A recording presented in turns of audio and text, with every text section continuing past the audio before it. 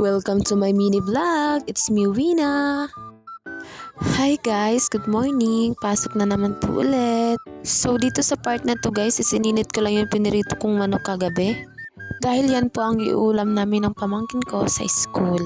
So pagkatapos ko pong mag-init ng ulam is nagkape na rin po ako. Pansin nyo ba guys yung nakasulat sa baso? Diba? Tama diba? Ako lang ba guys yung tipong hindi kompleto ang araw pang hindi nagkakape? Sa totoo lang guys, nanghihina talaga yung katawan ko pag hindi ako nakakape sa isang araw. Kayo din ba guys? Ganon din ba pakiramdam nyo? So dito guys is nag-prepare na po ako ng pambaon namin sa school.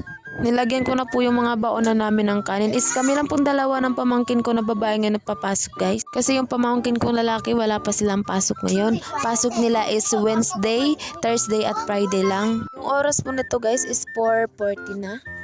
4:09 po kasi akong gumising tapos nagsaing na din po ako. Kasi guys, pag Monday yung alarm ko is 3:30. And then Tuesday to Friday guys is 4:30 yung alarm ko. So guys, pinas forward ko na pala yung video guys kasi medyo matagal kasi tong video na to. Hala, akala mo tunay. Pagbigyan nyo na guys, first time ko lang kasi mag voice over. So dito sa part na to guys is nilagyan ko na ng mga ulam yung mga baon na namin.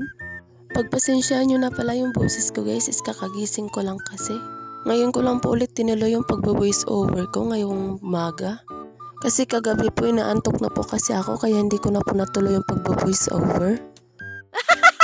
So guys, fast forward, nakapagbihis na rin po pala ako. Kasi papasok na naman po tayo.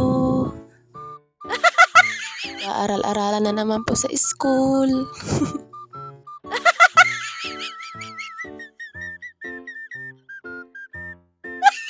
So guys, hanggang dito na lang pala tong video na to. Bye-bye!